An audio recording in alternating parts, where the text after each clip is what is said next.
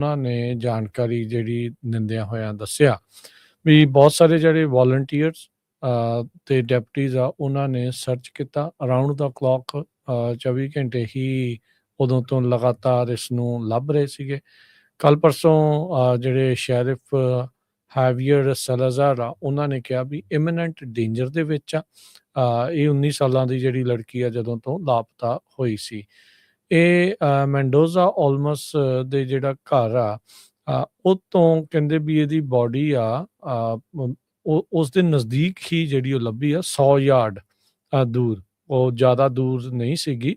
ਸੋ ਕਹਿੰਦੇ ਵੀ at this point ਸਾਨੂੰ ਕੋਈ ਸਸਪੈਕਟ ਨਹੀਂ ਆ ਫਾਊਲ ਪਲੇ ਦਾ। ਪ੍ਰੈਸ ਬਰੀਫਿੰਗ ਦੇ ਵਿੱਚ ਉਹਨਾਂ ਨੇ ਇਹ ਜਾਣਕਾਰੀ ਦਿੱਤੀ ਹੈਗੀ ਆ। ਸੋ ਇਹ ਜਿਹੜਾ ਮੰਨਿਆ ਜਾ ਰਿਹਾ, ਦੱਸਿਆ ਜਾ ਰਿਹਾ, ਕਹਿੰਦੇ ਵੀ ਇਸ 19 ਸਾਲਾਂ ਦੀ ਕੁੜੀ ਆ ਉਸਨੇ ਸੈਲਫ ਹਾਰਮ ਦੇ ਇੰਡੀਕੇਟਰ ਸ਼ੋ ਕੀਤੇ ਸੀਗੇ। ਹੋ ਸਕਦਾ ਵੀ ਇਸਨੇ ਖੁਦ ਨੂੰ ਆਪ ਹੀ ਨੁਕਸਾਨ ਪਹੁੰਚਾ ਲਿਆ ਹੋਵੇ। ਸੋ ਇੱਕ ਫਾਇਰ ਆਰਮ ਜੋ ਮੈਂਡੋਜ਼ਾ ਓਲਮਸ ਦੇ ਇੱਕ ਰਿਸ਼ਤੇਦਾਰ ਦਾ ਸੀਗਾ ਉਹ ਮਿਸਿੰਗ ਸੀਗਾ ਤੇ ਉਹ ਤਾਰਾਂ ਉਧਰ ਨੂੰ ਜਿਹੜੀਆਂ ਉਹ ਜੁੜ ਰਹੀਆਂ ਸੀਗੀਆਂ। ਸੋ ਸੈਲਾਜ਼ਾਰ ਜਿਹੜੇ ਸ਼ੈਰਿਫ ਨੇ ਉਹਨਾਂ ਨੇ ਕਿਹਾ ਵੀ ਇਨਵੈਸਟੀਗੇਟਰਸ ਹਰ ਇੱਕ ਤਰ੍ਹਾਂ ਦੀ ਜਿਹੜੀ ਜਾਂਚ ਆ ਉਹ ਕਰ ਰਹੇ ਆ। ਹਰ ਇੱਕ ਐਂਗਲ ਤੋਂ ਇਸ ਦੀ ਜਿਹੜੀ ਜਾਂਚ ਆ ਉਹ ਕੀਤੀ ਜਿਹੜੀ ਜਾ ਰਹੀ ਹੈਗੀ ਆ। ਪਰ ਅਫਸੋਸ ਦੇ ਨਾਲ ਇਸ 19 ਸਾਲਾਂ ਦੀ ਕਮੇਲੀਆ ਮੈਂਡੋਜ਼ਾ ਓਲਮਸ ਆ ਉਸ ਦੀ ਬੋਡੀ ਜਿਹੜੀ ਆ ਉਹ ਬਰਾਮਦ ਹੋਈ ਜੋ ਕਿ ਕ੍ਰਿਸਮਸ ਈਵ ਤੋਂ ਲਾਪਤਾ ਸੀ। ਅਗਲੀ ਖਬਰ ਵੱਲ ਚੱਲੀਏ। ਜਿਹੜੀ ਚਾਈਨਾ ਵਾਲਿਆਂ ਨੇ 2 ਦਿਨ ਲਗਾਤਾਰ ਜਿਹੜੀ ਆ ਡਰਿਲ ਕੀਤੀ, ਮਿਲਟਰੀ ਮੈਨੂਵਰ ਕੀਤਾ। ਉਹਨਾਂ ਨੇ ਕਹਿੰਦੇ ਅਸੀਂ ਇਹ ਕੰਪਲੀਟ ਕਰ ਲਿਆ ਹੈਗਾ ਤਾਈਵਾਨ ਦੇ ਆਲੇ ਦੁਆਲੇ ਜੋ ਚਾਈਨਾ ਵੱਲੋਂ ਕੀਤਾ ਗਿਆ ਸੀਗਾ। ਕਹਿੰਦੇ ਵੀ ਬਹੁਤ ਜ਼ਿਆਦਾ ਸਕਸੈਸਫੁਲ ਰਿਹਾ। China the people's republic of army ਨੇ ਇਹ ਜਿਹੜੀ ਸਟੇਟਮੈਂਟ ਆ ਉਹ ਜਾਰੀ ਕੀਤੀ ਹੈਗੀ ਆ। ਇਸ ਸੰਬੰਧ ਦੇ ਵਿੱਚ ਟਰੰਪ ਐਡਮਿਨਿਸਟ੍ਰੇਸ਼ਨ ਲਗਭਗ ਚੁੱਪ ਹੀ ਰਿਹਾ। ਹਾਲਾਂਕਿ ਪਿਛਲੇ ਜਿਹੜੇ ਐਡਮਿਨਿਸਟ੍ਰੇਸ਼ਨ ਆ ਬੜੇ ਓਪਨਲੀ ਉਹ ਇਹਦਾ ਵਿਰੋਧ ਕਰਦੇ ਰਹੇ ਆ ਕਿ ਚਾਈਨਾ ਜੋ ਆ ਤਾਈਵਾਨ ਨੂੰ ਆਪਣੇ ਕਬਜ਼ੇ ਦੇ ਵਿੱਚ ਲੈਣਾ ਚਾਹੁੰਦਾ ਹੈਗਾ ਆ। ਤਾਈਵਾਨ ਇੱਕ ਬੜਾ ਸੈਂਸਿਟਿਵ ਇਸ਼ੂ ਬਣਿਆ ਹੋਇਆ ਆ ਇੰਟਰਨੈਸ਼ਨਲ ਕਮਿਊਨਿਟੀ ਦੇ ਲਈ ਕਾਫੀ ਲੰਮੇ ਸਮੇਂ ਤੋਂ। ਜਾਪਾਨ ਦੀ ਜਦੋਂ ਨਵੀਂ ਪ੍ਰਾਈਮ ਮਿਨਿਸਟਰ ਇਲੈਕਟ ਹੋਈ ਹੈਗੀ ਆ ਉਹ ਕਾਫੀ ਜਿਹੜੀ ਅਗਰੈਸਿਵ ਸੀ। ਉਹਨਾਂ ਨੇ ਕਿਹਾ ਸੀ ਵੀ ਅਸੀਂ ਤਾਈਵਾਨ ਦੇ ਉੱਤੇ ਕਿਸੇ ਤਰ੍ਹਾਂ ਦਾ ਵੀ ਜਿਹੜਾ ਆ ਕਬਜ਼ਾ ਜਾਂ ਉਹਨੂੰ ਡਰਾਉਣ ਧਮਕਾਉਣ ਦਾ ਕੰਮ ਜੋ ਚਾਈਨਾ ਵਾਲੇ ਆ ਉਹਨਾਂ ਨੂੰ ਨਹੀਂ ਕਰਨ ਦੇਵਾਂਗੇ। ਜਾਪਾਨ ਦੀ ਫੋਰਨ ਮਿਨਿਸਟਰੀ ਨੇ ਅੱਜ ਸਟੇਟਮੈਂਟ ਜਾਰੀ ਕੀਤੀ ਆ ਵੀ ਚਾਈਨਾ ਦੀਆਂ ਜੋ ਮਿਲਟਰੀ ਐਕਸਰਸਾਈਜ਼ਸ ਹੋਈਆਂ ਹੈਗੀਆਂ ਤਾਈਵਾਨ ਦੇ ਆਲੇ ਦੁਆਲੇ ਇਹ ਇੱਕ ਤਰ੍ਹਾਂ ਤਾਈਵਾਨ ਦੇ ਅਗੇਂਸਟ ਜੋ ਟੈਨਸ਼ਨਸ ਆ ਉਹ ਵਧਾਉਣ ਦੀ ਗੱਲ ਹੈਗੀ ਆ ਤੇ ਇਹ ਬਹੁਤ ਵੱਡਾ ਕੰਸਰਨ ਆ ਤੇ ਅਸੀਂ ਆਲਰੇਡੀ ਜਿਹੜਾ ਆ ਬੀਜਿੰਗ ਦੇ ਨਾਲ ਗੱਲਬਾਤ ਕਰ ਲਈ ਹੈਗੀ ਆ। ਜਾਪਾਨ ਨੇ ਇਹ ਕਿਹਾ ਵੀ ਅਸੀਂ ਇਹ ਚਾਹੁੰਦੇ ਹਾਂ ਵੀ ਜੋ ਤਾਈਵਾਨ ਦੇ ਨਾਲ ਜਿਹੜੇ ਇਸ਼ੂ ਆ ਤੁਹਾਡੇ ਚਾਈਨਾ ਵਾਲਿਆਂ ਦੇ ਉਹ ਪੀਸਫੁਲੀ ਉਹ ਗੱਲਬਾਤ ਦੇ ਰਾਹੀਂ ਤੁਸੀਂ ਜਿਹੜੇ ਆ ਸੈਟਲ ਕਰ ਲਓ, ਪਰ ਆਰਮੀ ਦੇ ਨਾਲ ਧਮਕਾ ਕੇ ਡਰਾ ਕੇ ਇਹ ਜਿਹੜਾ ਕੰਮ ਆ ਉਹ ਨਹੀਂ ਕੀਤਾ ਜਾ ਸਕਦਾ।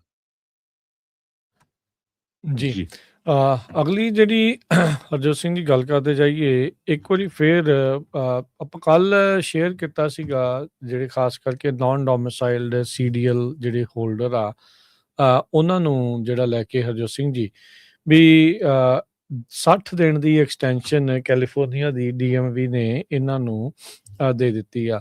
ਸੋ ਹੁਣ ਕਿਉਂਕਿ ਕੇਸ ਹੋਇਆ ਸੀਗਾ ਸੋ DMV ਨੇ ਜਵਾਬ ਦੇਣੇ ਸੀਗੇ ਉਸ ਅਦਾਲਤ ਦੇ ਵਿੱਚ ਵੀ ਕੀ ਕਾਰਨਾਂ ਕਰਕੇ ਤੁਸੀਂ ਜਿਹੜੇ ਆ ਕੈਂਸਲੇਸ਼ਨ ਦੇ ਨੋਟਿਸ ਉਹਨਾਂ ਨੂੰ ਘੱਲੇ ਆ। ਜਿੰਨੀ ਦੇਰ ਤੱਕ ਉਹ ਜਵਾਬ ਦਿੰਦੇ ਉਸ ਤੋਂ ਪਹਿਲਾਂ ਹੀ ਜਿਹੜਾ ਹਰਜੋਤ ਸਿੰਘ ਜੀ ਇਹਨਾਂ ਨੇ 60 ਦਿਨ ਦੀ ਜਿਹੜੀ ਐਕਸਟੈਂਸ਼ਨ ਆ ਉਹ ਦੇ ਦਿੱਤੀ। ਪਰ ਹੁਣ ਮਸਲਾ ਕੀ ਆ ਗਿਆ ਵੀ ਸ਼ੌਨ ਡਫੀ ਜਿਹੜੇ ਆ ਉਹਨਾਂ ਨੇ ਇਸ ਦੇ ਉੱਤੇ ਕੱਲ ਫਿਰ ਟਵੀਟ ਜਿਹੜਾ ਆ ਉਹ ਦਾਗ ਦਿੱਤਾ ਆ। ਸੋ ਉਹ ਟਵੀਟ ਹੁਣ ਉਸ ਦੇ ਨਾਲ ਫਿਰ ਹਰਜੋਤ ਸਿੰਘ ਜੀ ਭੰਬਲ ਭੂਸਾ ਹੀ ਆਪਾਂ ਕਹਿ ਸਕਦੇ ਹਾਂ ਵੀ ਫਿਰ ਪੈ ਗਿਆ। ਸ਼ੌਨ ਡਫੀ ਤੁਸੀਂ ਜਿਹੜੇ ਸਕਰੀਨ ਦੇ ਉੱਤੇ ਦੇਖ ਰਹੇ ਨੇ ਲੋਕ ਉਹ ਪੜ੍ਹ ਸਕਦੇ ਨੇ ਵੀ ਸ਼ੌਨ ਡਫੀ ਨੇ ਬਿਆਨ ਦਿੱਤਾ ਹੈ ਵੀ ਨਿਊਸਮ ਲਾਈ ਕਰ ਰਿਹਾ ਵੀ ਝੂਠ ਬੋਲ ਰਿਹਾ ਆ। ਟਰਾਂਸਪੋਰਟੇਸ਼ਨ ਸਕੱਤਰ ਨੇ ਜਿਹੜਾ ਉਹ ਕਿਹਾ ਕਹਿੰਦੇ ਵੀ ਜਿਹੜੇ 17,000 ਕਮਰਸ਼ੀਅਲ ਡਰਾਈਵਿੰਗ ਲਾਇਸੈਂਸ ਇਸ਼ੂ ਸੀਗੇ ਫੋਰਨ ਨੈਸ਼ਨਲਸ ਨੂੰ ਜਿਹੜੇ ਲੀਗਲ ਨਹੀਂ ਆ US ਦੇ ਵਿੱਚ ਉਹ 5 ਜਨਵਰੀ ਨੂੰ ਉਹਨਾਂ ਦਾ ਸਟੇਟਸ CDLs ਦਾ ਉਹ ਕੈਂਸਲ ਹੋਣਾ ਆ। ਤੇ ਕਹਿੰਦੇ ਵੀ ਜੇ ਉਹ ਕੈਂਸਲ ਨਹੀਂ ਕਰਦੇ ਤਾਂ ਇਹਨਾਂ ਦੀ $160 ਮਿਲੀਅਨ ਦੀ ਫੈਡਰਲ ਫੰਡਿੰਗ ਆ, ਉਸ ਨੂੰ ਰੋਕ ਦਿੱਤਾ ਜਾਊਗਾ, ਉਸ ਨੂੰ ਨਹੀਂ ਦਿੱਤਾ ਜਾਊਗਾ। ਉਹਨਾਂ ਨੇ ਕਿਹਾ ਵੀ ਕੈਲੀਫੋਰਨੀਆ ਦੇ ਕੋਲ ਅਧਿਕਾਰ ਹੀ ਨਹੀਂ ਹੈਗਾ, does not have extension to keep breaking the law putting Americans at risk on the roads। ਸੋ ਹੁਣ DOT ਤੇ ਕੈਲੀਫੋਰਨੀਆ, ਫੈਡਰਲ ਤੇ ਕੈਲੀਫੋਰਨੀਆ ਦੇ ਦਰਮਿਆਨ ਜਿਹੜਾ ਪੇਚਾ ਆ ਉਹ ਲਗਾਤਾਰ ਫਸਿਆ ਪਿਆ ਹੈਗਾ ਆ। ਸੋ ਦੇਖਦੇ ਹਾਂ ਕੀ ਬਣਦਾ ਹੈ। ਪਰ ਸ਼ੌਨ ਡਫੀ ਹੁਣਾਂ ਨੇ ਇਹ ਕਹਿ ਦਿੱਤਾ ਵੀ DMV ਦੇ ਕੋਲ ਅਖਤਿਆਰ ਹੀ ਹੈ ਨਹੀਂ ਵੀ ਉਹ 60 ਦਿਨ ਦੀ ਐਕਸਟੈਂਸ਼ਨ ਜਿਹੜੀ ਆ ਇਸ ਨੂੰ ਦੇ ਸਕਦੇ ਆ। ਪਰ ਹੁਣ ਕਿਉਂਕਿ ਅਦਾਲਤ ਦੇ ਵਿੱਚ ਕੇਸ ਵੀ ਚੱਲ ਰਿਹਾ ਹਰਜੋਤ ਸਿੰਘ ਜੀ, ਸੋ ਇਹ ਹੁਣ ਹੋਰ ਵੀ ਜ਼ਿਆਦਾ ਭੰਬਲ ਭੂਸਾ ਕਹਿ ਸਕਦੇ ਆ ਵੀ ਇਸ ਦੇ ਨਾਲ ਜਿਹੜੇ ਡਰਾਈਵਰਸ ਆ ਉਹਨਾਂ ਦੇ ਲਈ ਬਣਿਆ ਪਿਆ ਆ। ਪਰ ਕੱਲ ਜਿਨ੍ਹਾਂ ਨੇ ਲਾਸੂਟ ਫਾਈਲ ਕੀਤਾ ਸੀ ਉਹ ਆ ਕੇ ਕਹਿ ਕੇ ਗਏ ਸੀਗੇ ਵੀ ਭਾਈ ਤੁਹਾਨੂੰ ਅਜੇ ਵਾਪਸ ਤੁਸੀਂ ਨਾ ਕਰੋ, ਇਹ ਇਸ ਤਰੀਕੇ ਦੇ ਨਾਲ ਫਾਇਦਾ ਨਹੀਂ ਹੈਗਾ ਜਿੰਨੀ ਦੇਰ ਤੱਕ ਉਹਦਾ ਬੇਸਿਕਲੀ ਜਿਹੜਾ ਹੋ ਨਹੀਂ ਜਾਂਦਾ, ਫੈਸਲਾ ਨਹੀਂ ਹੋ ਜਾਂਦਾ ਅਦਾਲਤ ਦੇ ਜਿਹੜਾ ਵਿੱਚ। ਸੋ ਸ਼ੌਨ ਡਫੀ ਹੁਣਾਂ ਦਾ ਜਿਹੜਾ ਇਹ ਟਵੀਟ ਆ ਉਹ ਵੀ ਆਪਾਂ ਤੁਹਾਡੇ ਨਾਲ ਸ਼ੇਅਰ ਜਿਹੜਾ ਕਰ ਰਹੇ ਹਾਂ, ਦਿਖਾ ਰਹੇ ਹਾਂ, ਜਿਸ ਦੇ ਵਿੱਚ ਉਹ ਗੈਵਿਨ ਨਿਊਸਮ ਨੂੰ ਝੂਠ ਬੋਲਦਾ ਹੋਇਆ ਕਹਿ ਰਹੇ ਆ ਵੀ ਉਹ ਝੂਠਾ ਆ, ਤੇ ਕਹਿੰਦੇ ਵੀ ਉਹ 5 ਜਨਵਰੀ ਤੋਂ ਅੱਗੇ ਉਹਨਾਂ ਦੇ ਲਾਇਸੈਂਸ ਆ ਐਕਸਟੈਂਡ ਨਹੀਂ ਹੋਣਗੇ। ਪਰ DMV ਜਿਹੜੀ ਆ ਉਹਨੇ 60 ਦਿਨ ਦੀ ਐਕਸਟੈਂਸ਼ਨ ਦਿੱਤੀ ਆ। ਉਹਨਾਂ ਨੇ ਆਪਣੀ ਵੈਬਸਾਈਟ ਦੇ ਉੱਤੇ ਇਹ ਸਾਰਾ ਕੁਝ ਪਾਇਆ ਸੀਗਾ, ਪ੍ਰੈਸ ਰਿਲੀਜ਼ ਜਿਹੜੀਆਂ ਉਸ ਦੇ ਬਾਬਤ ਕੀਤੀਆਂ ਗਈਆਂ ਸੀਗੀਆਂ। ਸੋ ਕਨਫਿਊਜ਼ਨ ਹਰਜੋਤ ਸਿੰਘ ਜੀ ਇਸ ਦੇ ਵਿੱਚ ਹੋਰ ਵੀ ਜ਼ਿਆਦਾ ਵੱਧ ਚੁੱਕੀ ਆ। ਇਹਦੇ ਵਿੱਚ ਆਪਾਂ ਇਹੀ ਹੈਗਾ ਆ ਵੀ ਹੁਣ ਕਾਨੂੰਨ ਦੇ ਆਧਾਰ ਦੇ ਹਿਸਾਬ ਦੇ ਨਾਲ ਤਾਂ ਹਰਜੋਤ ਸਿੰਘ ਜੀ ਜਦੋਂ ਹੁਣ ਅਦਾਲਤ ਦੇ ਵਿੱਚ ਕੇਸ ਗਿਆ ਆ, ਜਿਹੜੀ ਅਦਾਲਤ ਉਹਨੇ ਹੁਣ ਸੁਣਵਾਈ ਲੈਣੀ ਆ, ਤਾਂ ਉਸ ਤੋਂ ਬਾਅਦ ਦੇ ਵਿੱਚ ਹੀ ਹੋਊਗਾ। ਉਨੀ ਦੇਰ ਤੱਕ ਤਾਂ ਚੀਜ਼ਾਂ ਜਿਹੜੀਆਂ ਰੋਕੀਆਂ ਜਾਂਦੀਆਂ, ਐਕਸਟੈਂਡ ਕੀਤੀਆਂ ਜਾਂਦੀਆਂ, ਇਹ ਤਾਂ ਬਿਲਕੁਲ ਕਾਨੂੰਨ ਦੇ ਅਖਤਿਆਰ ਦੇ ਵਿੱਚ ਹੁੰਦਾ ਆ। ਸੋ ਇਹ ਹੁਣ ਸ਼ੌਨ ਡਫੀ ਹੋਣੀ ਪਤਾ ਨਹੀਂ ਕਿਹੜੇ ਆਧਾਰ ਦੇ ਉੱਤੇ ਇਹ ਕਹਿ ਰਹੇ ਆ ਵੀ ਇਹ ਐਕਸਟੈਂਸ਼ਨ ਜਿਹੜੀ ਉਹ ਨਹੀਂ ਕੀਤੀ, ਜਿਹੜੀ ਉਹ ਜਾ ਸਕਦੀ। ਸੋ ਪਰ ਇਹ ਆ ਵੀ ਲੋਕਾਂ ਦੇ ਲਈ ਕਾਫੀ ਜ਼ਿਆਦਾ ਕਨਫਿਊਜ਼ਨ ਆ ਉਹ ਬਰਕਰਾਰ ਬਣੀ ਪਈ ਹੈਗੀ ਜੀ।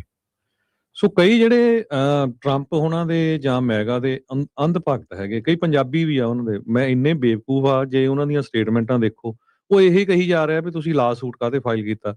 ਲਾ ਸੂਟ ਫਾਈਲ ਕੀਤਾ ਸਿੱਖਾਂ ਵੱਲੋਂ ਫਾਈਲ ਕੀਤਾ। ਇਹ ਇੱਕ ਜੋ ਏਸ਼ੀਅਨ ਲਾ ਕਾਕਸ ਫਰਮ ਆ ਉਹਨੇ ਲਾ ਸੂਟ ਫਾਈਲ ਕੀਤਾ। ਇਹ 'ਚ ਕੋਈ ਸ਼ੱਕ ਨਹੀਂ ਵੀ ਸਿੱਖ ਕੋਲੀਸ਼ਨ ਜਿਹੜਾ ਇੱਕ ਨੈਸ਼ਨਲ ਗਰੁੱਪ ਹੈਗਾ ਸਿਵਲ ਰਾਈਟਸ ਦੇ ਲਈ ਉਹ ਫਾਈਟ ਕਰਦਾ, ਉਹਨਾਂ ਨੇ ਬਹੁਤ ਕੇਸ ਲੜੇ ਆ, ਕਿਰਪਾਨ ਦਾ, ਹੋਰ ਵੱਖ-ਵੱਖ ਡਿਸਕ੍ਰਿਮੀਨੇਸ਼ਨ ਵਾਲੇ ਕੇਸਸ ਉਹਨਾਂ ਨੇ on behalf of California drivers ਕੀਤਾ, ਨਾ ਕਿ on behalf of Sikh drivers. ਇਹ ਜਿਹੜੇ ਨਾ ਫੇਸਬੁੱਕ ਦੇ ਉੱਤੇ ਜਿਹੜੇ ਮਿਲੀਟੈਂਟ ਬਣੇ ਹੋ ਆ ਉਹਨਾਂ ਨੂੰ ਇਹ ਧਿਆਨ ਰੱਖਣਾ ਚਾਹੀਦਾ ਹੈਗਾ ਵੀ ਜੇ ਤੁਹਾਡੇ ਹੱਕ ਦੇ ਵਿੱਚ ਕੋਈ ਹਾਂ ਦਾ ਨਾਰਾ ਮਾਰਦਾ ਤੁਸੀਂ ਉਹਨਾਂ ਨੂੰ ਭੰਡਣ ਲੱਗ ਪੈਂਦੇ ਆ। ਪਹਿਲਾਂ ਧਿਆਨ ਨਾਲ ਪੜ੍ਹ ਤਾਂ ਲਿਆ ਕਰੋ। ਨਾਲੇ ਇੱਥੇ ਹਰ ਇੱਕ ਦਾ ਹੱਕ ਆ, ਕੋਈ ਵੀ ਬੰਦਾ ਲਾ ਸੂਟ ਫਾਈਲ ਕਰ ਸਕਦਾ। ਗਰਸੀਆ ਨੇ ਫਾਈਲ ਨਹੀਂ ਕੀਤਾ, ਅਗਲੇ ਗਰਸੀਆ ਨੂੰ ਉੱਥੋਂ ਵਾਪਸ ਲੈ ਕੇ ਆਏ, ਠੀਕ ਹੈ ਕਿ ਨਹੀਂ। ਸੋ ਇਹ ਗੱਲ ਬਾਅਦ ਚ ਆਵੇ ਉਹ ਗਵਰਨਮੈਂਟ ਐਗਰੀ ਕਰਦੀ ਨਹੀਂ ਕਰਦੀ, ਪਰ ਲਾ ਸੂਟ ਫਾਈਲ ਕਰਨ ਦਾ ਤਾਂ ਹਰ ਇੱਕ ਦਾ ਹੱਕ ਹੈਗਾ। ਬਿਲਕੁਲ ਇਮੀਗ੍ਰੈਂਟਸ ਜਿਹੜੇ ਆ ਉਹ 20% ਦੇ ਕਰੀਬ ਟਰੱਕ ਡਰਾਈਵਰਸ ਆ, ਤੇ ਨਾਨ ਡੋਮਿਸਾਈਲ ਲਾਇਸੈਂਸ ਇਮੀਗ੍ਰੈਂਟਸ ਕਹਿੰਦੇ ਪਈ ਦੇ ਕੈਨ ਰਿਸੀਵ ਓਨਲੀ ਜਿਹੜੇ ਰਿਪਰੈਜ਼ੈਂਟ ਕਰਦੇ ਆ 5% ਆ ਸਿਰਫ, ਜਿਹੜੇ ਕੈਲੀਫੋਰਨੀਆ ਦੇ 20% ਚੋਂ 5% ਆ। ਟੋਟਲ 2 ਲੱਖ ਦੇ ਕਰੀਬ ਪੂਰੇ ਅਮਰੀਕਾ ਦੇ ਵਿੱਚ ਇਹ ਬਣਦੇ ਹੈਗੇ ਆ। ਸੋ ਇਹ ਜਿਹੜੀ ਹੁਣ ਸ਼ਾਨ ਡਫੀ ਹੁਣੀ $40 ਮਿਲੀਅਨ ਪਹਿਲਾਂ ਰੋਕਤਾ, ਕਹਿੰਦੇ $160 ਮਿਲੀਅਨ ਅਸੀਂ ਹੋਰ ਰੋਕਾਂਗੇ ਜੇ ਤੁਸੀਂ ਇਸ ਨੂੰ ਵਧਾਇਆ ਹੈਗਾ। ਹੁਣ ਪਹਿਲੀ ਗੱਲ ਤਾਂ ਇਹ ਆ ਵੀ ਤੁਸੀਂ ਵਰਕ ਪਰਮਿਟ ਵੀ ਤੁਸੀਂ ਦਿੱਤੇ ਆ, ਤੁਹਾਡੀ ਫੈਡਰਲ ਸਰਕਾਰ ਨੇ ਦਿੱਤੇ, ਸਟੇਟ ਨੇ ਤਾਂ ਨਹੀਂ ਦਿੱਤੇ ਹੈਗੇ, ਤੇ ਉਹਨਾਂ ਦੇ ਬੇਸ ਦੇ ਉੱਤੇ ਸਟੇਟ ਵਾਲਿਆਂ ਨੇ ਲਾਇਸੈਂਸ ਦਿੱਤਾ। ਬਾਕੀ ਜਿਹੜੇ ਸਟੇਟ ਵਾਲਿਆਂ ਨੇ ਬੇਵਕੂਫੀ ਕੀਤੀ ਆ ਤੇ ਲਾਇਸੈਂਸ ਉਹਨਾਂ ਨੂੰ ਉਸ ਡੇਟ ਨੂੰ ਹੀ ਐਕਸਪਾਇਰ ਕਰਨੇ ਚਾਹੀਦੇ ਸੀ ਜਿਸ ਦਿਨ ਵਰਕ ਪਰਮਿਟ ਐਕਸਪਾਇਰ ਹੋਣੇ ਸੀ, ਉਹਨਾਂ ਨੇ ਉਹ ਨਹੀਂ ਕੀਤੇ। ਉਹਦੇ ਕਰਕੇ ਹੁਣ ਕਈ ਬੰਦੇ ਵਿਚਾਰੇ ਭੰਬਲ ਭੂਸੇ ਦੇ ਵਿੱਚ ਫਸੇ ਹੋਏ ਹੈਗੇ ਆ। ਸੋ 60 ਦਿਨਾਂ ਦੀ ਐਕਸਟੈਂਸ਼ਨ ਕਰ ਦਿੱਤੀ ਗਈ ਸੀ, ਪਰ ਹੁਣ ਸ਼ਾਨ ਡਫੀ ਹੋਣੀ ਜੋ ਟਰਾਂਸਪੋਰਟੇਸ਼ਨ ਸੈਕਟਰੀ ਆ ਉਹ ਕਹਿ ਰਿਹਾ ਵੀ ਨਹੀਂ, ਇਹ ਤੁਸੀਂ ਕਰ ਨਹੀਂ ਸਕਦੇ ਹੈਗੇ, ਤੇ ਤੁਹਾਡੀ $160 ਮਿਲੀਅਨ ਦੀ ਅਸੀਂ ਜਿਹੜੀ ਹੋਰ ਫੰਡਿੰਗ ਆ ਉਹ ਵੀ ਰੋਕਾਂਗੇ। ਸੋ ਹੁਣ ਇਹ ਦੇਖਦੇ ਆ ਇਹਦੇ ਤੇ ਆ ਕੇ ਜਿਹੜਾ ਕੀ ਹੁੰਦਾ, ਕੀ ਡਿਸੀਜਨ ਹੁੰਦਾ ਆ। ਹਾਲਾਂਕਿ ਕੇਸ ਜਿਹੜਾ ਕੋਰਟ ਦੇ ਵਿੱਚ ਹੈਗਾ ਆ, ਸੋ ਇਹ ਕਲੀਅਰਲੀ ਕਰਦੇ ਜਾਈਏ ਵੀ ਇਹ ਜਿਹੜਾ ਕੇਸ ਆ ਔਨ ਬਿਹਾਫ ਆਫ ਕਮਰਸ਼ੀਅਲ ਜਿਹੜੇ ਨਾਨ ਡੋਮਿਸਾਈਲ ਸੀਡੀਐਲ ਹੋਲਡਰ ਆ ਸਾਰਿਆਂ ਦੇ, ਸਾਰਿਆਂ ਵੱਲੋਂ ਹੀ ਆ। ਉਹਨਾਂ ਚਾਹੇ ਕੋ ਮਕਸੀਕਾ ਆ, ਚਾਹੇ ਕਾਲਾ ਆ, ਚਾਹੇ ਫਾਇਦਾ ਸਾਰਿਆਂ ਨੂੰ ਹੀ ਹੋਣਾ ਹੁੰਦਾ ਆ। ਫਾਇਦਾ ਉਹਦੇ ਜੀ ਵਿੱਚ ਸਾਰਿਆਂ ਨੂੰ ਹੀ ਜਿਹੜਾ ਉਸ ਦੇ ਵਿੱਚ ਹੋਣਾ ਹੁੰਦਾ ਆ। ਕੇਸ ਜਿਹੜੀ ਆ ਉਹ ਕੋਈ ਜਿਹੜਾ ਇਸ ਦੇ ਵਿੱਚ ਕਰਦਾ ਇੱਕ ਜਦੋਂ FMCSA ਨੇ ਨਾਨ ਡੋਮਿਸਾਈਲਡ ਵਾਲਾ ਹੀ ਇੱਕ ਜਿਹੜਾ ਇਹ ਰੂਲ ਮੇਕਿੰਗ ਦੇ ਉੱਤੇ ਕੇਸ ਆ, ਉਹ ਕਿਸੇ ਮੈਕਸੀਕਨ ਨੇ ਕੀਤਾ ਸੀਗਾ। ਉਹ ਹਿਸਪੈਨਿਕ ਮੂਲ ਦੇ ਬੰਦੇ ਨੇ ਜਿਹੜਾ ਉਹ ਕੀਤਾ ਜੀ ਸੀਗਾ, ਤੇ ਜੀ ਉਹਦਾ ਫਾਇਦਾ ਤਾਂ ਸਾਰਿਆਂ ਨੂੰ ਹੀ ਹੋਣਾ ਹੁੰਦਾ ਹੈ। ਸੋ ਇਹ ਸਾਰੀਆਂ ਚੀਜ਼ਾਂ ਹੀ ਜਿਹੜੀਆਂ ਉਹ ਸਾਹਮਣੇ ਆ। ਬਾਕੀ ਹਰਜੋਤ ਸਿੰਘ ਜੀ, ਉਹਨਾਂ ਮੂਰਖਾਂ ਦਾ ਕੁਝ ਕਰ ਨਹੀਂ ਸਕਦੇ ਤੁਸੀਂ, ਜਿਹੜੇ ਜੀ ਉਸ ਤਰੀਕੇ ਦੇ ਨਾਲ ਇਹ ਸੋਚ ਜਿਹੜੀ ਉਹ ਰੱਖਦੇ ਆ। ਧੱਕੇ ਦੇ ਉਲਟ ਵੀ ਜਦੋਂ ਬੋਲਦੇ ਨਹੀਂ ਆ ਨਾ, ਤਾਂ ਫਿਰ ਹਾਲਾਤ, ਕਿਉਂਕਿ ਇੱਕ ਦਿਨ ਵਾਰੀ ਫਿਰ ਉਹਨਾਂ ਦੀ ਵੀ ਜਿਹੜੀ ਉਹ ਆਉਣੀ ਹੋਈ ਬਿਲਕੁਲ ਹੁੰਦੀ ਆ। ਬਿਲਕੁਲ ਉਹ ਦਿਨ ਦੂਰ ਨਹੀਂ ਆਉਂਦਾ ਹੁੰਦਾ, ਉਹ ਸਾਰਿਆਂ ਦੀ ਵਾਰੀ ਆਉਣੀ ਹੁੰਦੀ ਆ।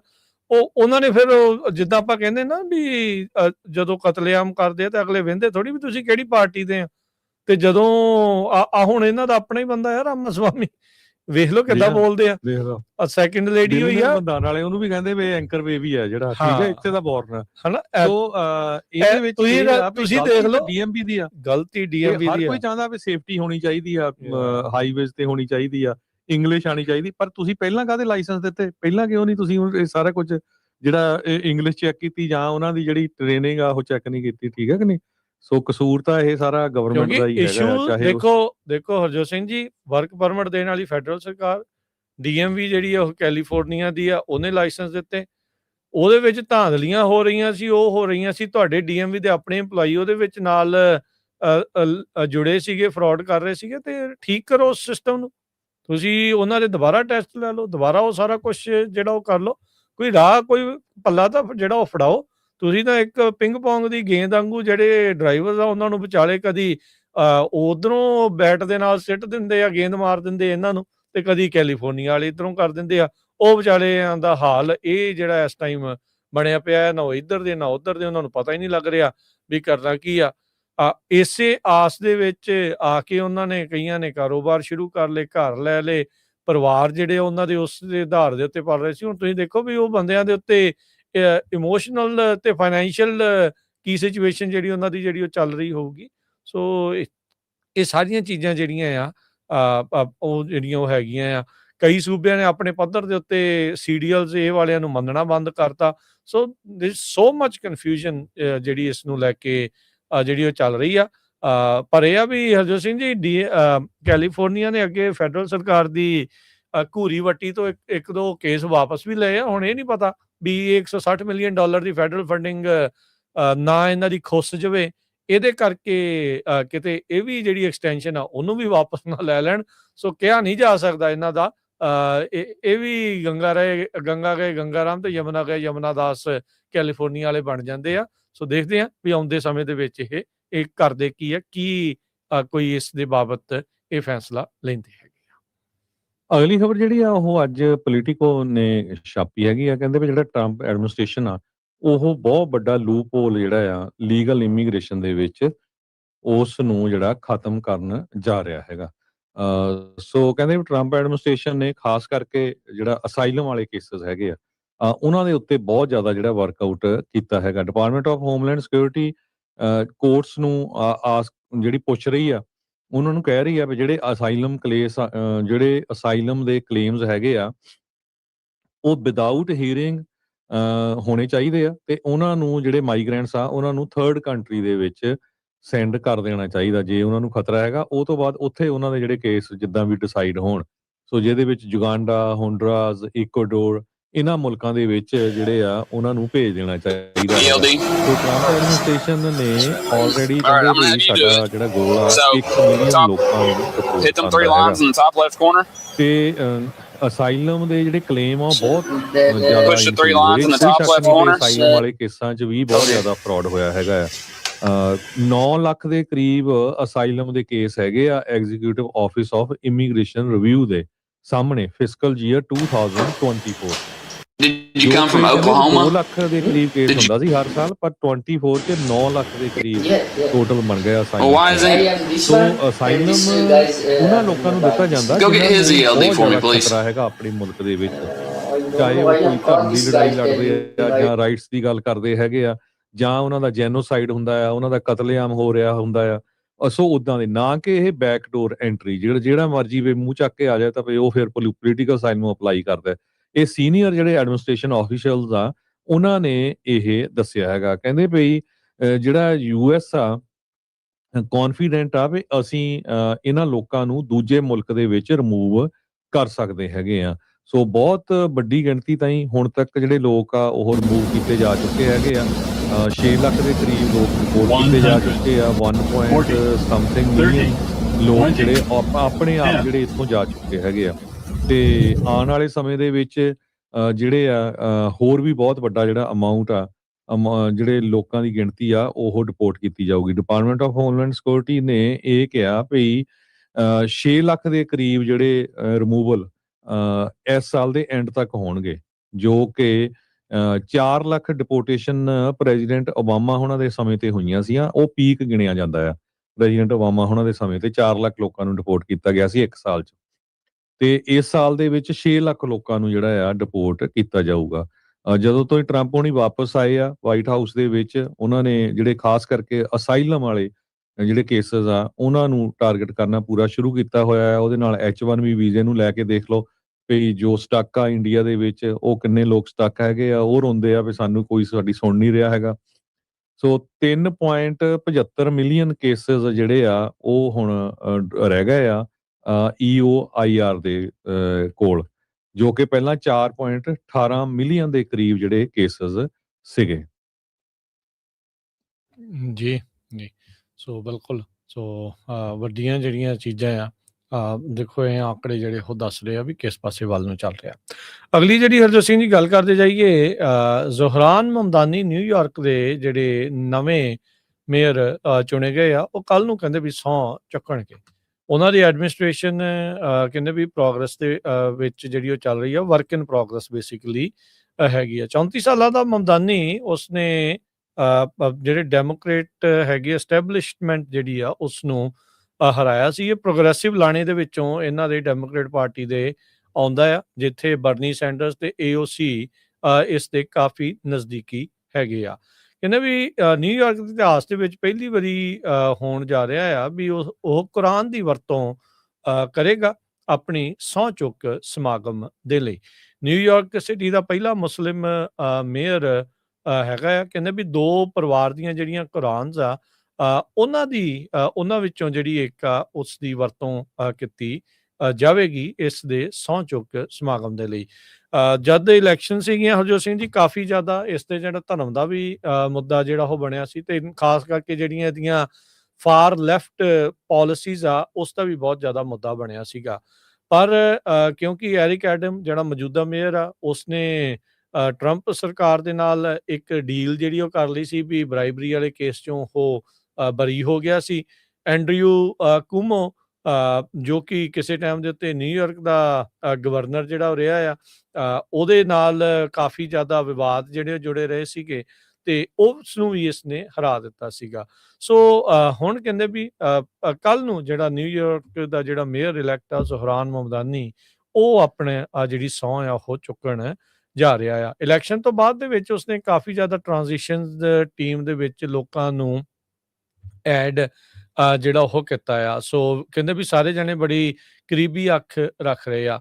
ਇਸਨੇ ਅਪਾਰਟਮੈਂਟਸ ਦੇ ਜਿਹੜੇ ਰੈਂਟ ਆ ਉਸ ਨੂੰ ਲੈ ਕੇ, ਅਫੋਰਡੇਬਿਲਿਟੀ ਨੂੰ ਲੈ ਕੇ, ਸਰਕਾਰ ਦੁਆਰਾ ਰਨ ਕੀਤਾ ਜਾਊਗਾ ਜਿਹੜਾ ਰਾਸ਼ਨ ਪਾਣੀ ਦਾ ਜਿਹੜਾ ਸਟੋਰ ਉਹ ਜਿਹੜੇ ਸੀਗਾ, ਤੇ ਜਿਹੜਾ ਪਬਲਿਕ ਟਰਾਂਜ਼ਿਟ ਆ ਫ੍ਰੀ ਕਰਨ ਦੀ ਗੱਲ ਆਖੀ ਸੀ, ਬਿਲੀਅਨੇਅਰਸ ਦੇ ਉੱਤੇ ਟੈਕਸ ਲਾਉਣ ਦੀ ਜਿਹੜੀ ਉਹ ਗੱਲ ਆਖੀ ਸੀ। ਹੁਣ ਦੇਖਣਾ ਹੋਊਗਾ ਵੀ ਜਦੋਂ ਇਵੈਂਚੁਅਲੀ ਇਹ ਸਹੁੰ ਚੁੱਕ ਲੈਂਦਾ ਆ ਤਾਂ ਇਹ ਆਪਣੇ ਜਿਹੜੀਆਂ ਪਾਲਿਸੀਜ਼ ਦੇ ਵਿੱਚ ਕਿਸ ਤਰੀਕੇ ਦੇ ਨਾਲ ਕੋਈ ਸੁਧਾਰ ਜਿਹੜਾ ਆ ਉਹ ਕਰਨ 'ਚ ਕਾਮਯਾਬ ਜਿਹੜਾ ਉਹ ਰਹਿ ਸਕੇਗਾ। ਸੋ ਕਹਿੰਦੇ ਵੀ ਕੱਲ ਜਿਹੜੀ ਇੱਕ ਵੱਡੀ ਰੈਲੀ ਇਹਨੇ ਜਿਹੜੀ ਨਾਲ ਦੇ ਨਾਲ ਕਰਨੀ ਆ, ਬਰਨੀ ਸੈਂਡਰ ਤੇ AOC ਵੀ ਇਸ ਦੇ ਵਿੱਚ ਸ਼ਾਮਲ ਜਿਹੜੀ ਉਹ ਹੋਣ ਜਾ ਰਹੀ ਆ।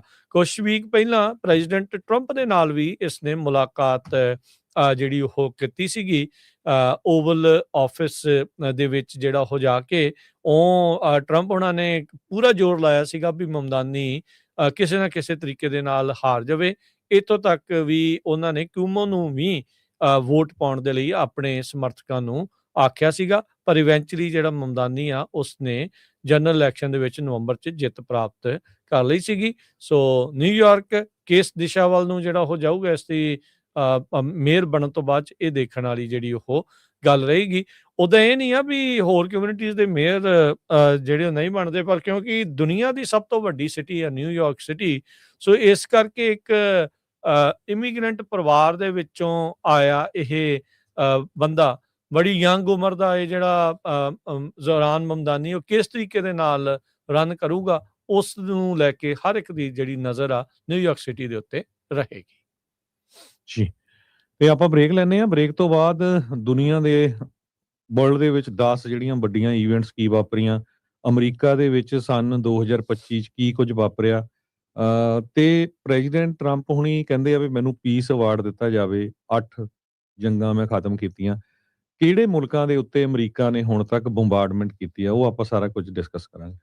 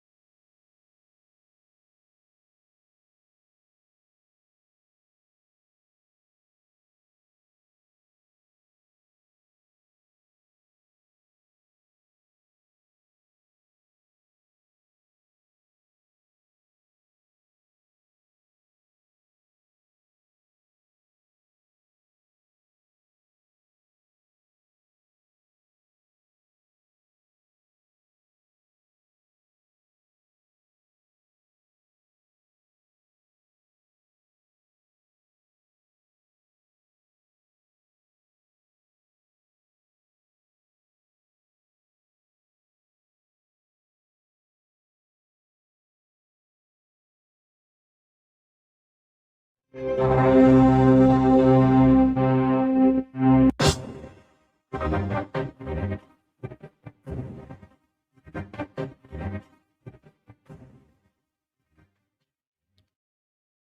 ਹੈ ਕਰੀ ਫਿਰ ਬ੍ਰੇਕ ਤੋਂ ਬਾਅਦ ਚ ਪ੍ਰੋਗਰਾਮ ਅਪਡੇਟ ਅਮਰੀਕਾ। ਸਵਾਗਤ ਹੈ ਹਰਜੋਤ ਸਿੰਘ ਜੀ, ਸਤਿ ਸ੍ਰੀ ਅਕਾਲ।